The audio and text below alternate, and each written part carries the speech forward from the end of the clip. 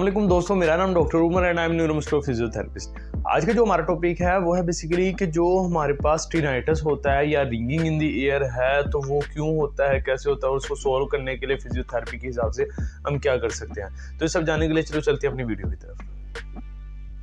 सबसे पहले जो टिनाइटस होता है या रिंगिंग इन द ईयर होता है, मतलब ये कि कान है, कान के अंदर जो उनसे होते हैं, बाज़ मरीज कंप्लेन कर रहे होता है कि हमें जो उनसे होते हैं सीटियाँ सुनाई देती है या फिर ऐसे लगता है कि कोई चीज़ बज रही है या फिर बोलने की आवाज़ें आ रही होती है। तो इसे इन सब कंडीशन को हम कहते हैं टिनाइटस। अब टिनाइटस क्या होता है? टिनाइटस बेसिकली होता है किसी ईयर इन्फेक्शन की वजह से हो गया कि अगर कान में कोई इन्फेक्शन वगैरह होगी या तो उसकी वजह से जो उनसे होते हैं सीटियाँ बजने लग जाती है कान में या फिर आवाज़ें आने लग जाती हैं, या फिर जो होती है जो टिनाइटस होता है वो हो जाता है बाज़ दफ़ा जो हमारे पास वैक्स पड़ जाती है ईयर के अंदर, उसकी वजह से हो जाता है हमारे पास टिनाइटस।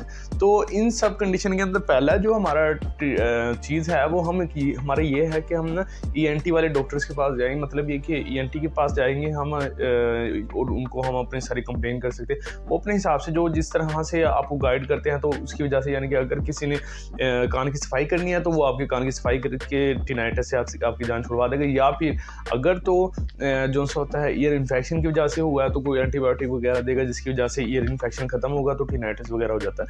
अब जो 100 में से जो 90% केसेस है उसमें ये होता है कि टिनाइटस जो उनसे होता है वो ईएनटी के डॉक्टर्स के पास जाने से कवर हो जाता है। अब बाकी जो उनसे पेशेंट्स होते हैं वो फिर भी कंप्लेन कर रहे होते हैं कि हमारे जो कान है उसके अंदर सीटियाँ वगैरह बज रही हैं या फिर जो उनसे होता है आवाज़ें आती है बहुत ज़्यादा।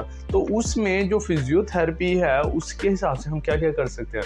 अब एक सिंपल सी एक्सरसाइज है, अगर तो ये जो सा है आपका जो टिनाइटस है इससे सोल्व हो जाता है तो ठीक है, वेल एंड गुड है, नहीं तो फिर आप ईएनटी वाले डॉक्टर से रुजू करें।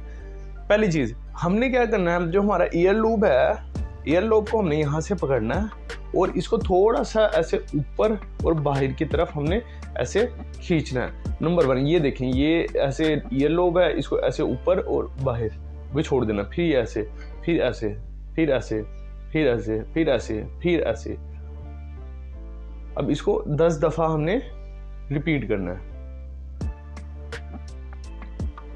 इससे हमारे पास जो 100 में से 90% केसेस के अंदर जो टिनाइटस है वो सोल्व हो जाता है। अब जिस तरह मेरे पास एक स्ट्रोक का पेशेंट था, वो मुझे बार बार कंप्लेन करता था कि हमारे पास जो सा वो मुझे बार बार कंप्लेन कर रहा होता था कि मेरे कानों में सीटियाँ बज रही हैं और जो उनसे होती है बार बार ठक ठक की आवाज़ें आती है।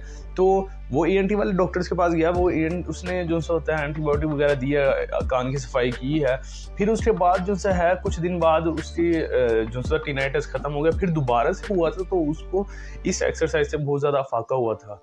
तो अगर आई है आपको हमारी वीडियो पसंद तो हमारी वीडियो को लाइक करें, चैनल को सब्सक्राइब करो, साथ लगे बेल आइकन को बजाना ना भूलिएगा। शुक्रिया।